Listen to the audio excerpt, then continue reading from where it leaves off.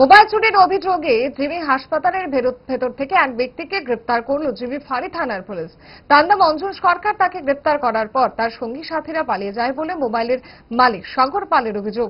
সাগর এসেছিল বামুটিয়ারা ভাগজোড় এলাকা থেকে।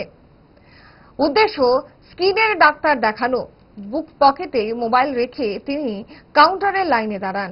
এর সুযোগে মদমত্ত চোরের দল তার পেছনে রোগী সেজে এসে ভিড় করে। সাগর কিছু বুঝে ওঠার আগে তার বুক পকেট থেকে মোবাইলটি দিয়ে তারা কেটে পড়ে। শেষ পর্যন্ত খুঁজে একজনকে ধরে ফেলে সে। খবর পেয়ে ছুটে আসে পুলিশ। অভিযুক্ত অঞ্জন সরকারকে তুলে নিয়ে যাওয়া হয়।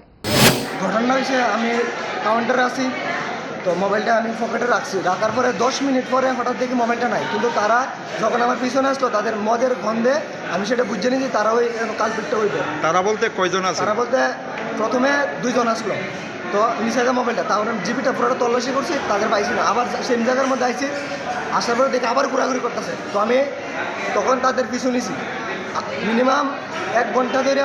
তাদের ঘোরাঘুরি করতে করতে এই কাউন্টার এই কাউন্টার এই কাউন্টার এই কাউন্টার এটা ঘোরাঘুরি করতেছে, আর মদে তারা একদম বিভুর। তারপরে যখন ওই হসপিটাল থেকে এটার মধ্যে আইসে, তখন হাতে নাতে এসে একজন কাকুর পকেটের মধ্যে আর তাইনের হাত দুটোটারে, পকেটের হাত দুটোটারে তারপর আমি একসাথে ধরে নিছি।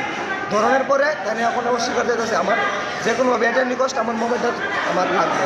আপনি মোবাইলটা পাইছেন নি ওর কাছে? এখন অব্দি পাইছি না, কিন্তু আরও 2 জন ছিল, তাদের কাছে মোবাইল হ্যান্ড ওভার করে দিছে। আপনার কোন পকেটে রাখছিলেন মোবাইল? আমার বুকের পকেটে রাখছিলেন। কোন জায়গাতে নিচে? যার নিচে ওই জিবির ভিতর থেকে কাউন্টারের সামনে থেকে। উনি ওই জায়গাতে কি করতে আসলো? উনি ওই জায়গাতে ঘোরাফেরা করতেছিল, এই চুরির ধান্দাতেও ঘোরাফেরা করতেছিল, এবং তারা একদম ওয়াইন খাই রয়েছে, মানে মদ খাই রয়েছে। এটা আমি প্রথমেই বুঝছি, একদম সন্দেহ তাদের প্রতি আমার প্রথমে হয়েছে। তারপরে আমি তাদের পিছু নিছি, পিছনে হয়তো হাতে না তাদের আমি ধরছি।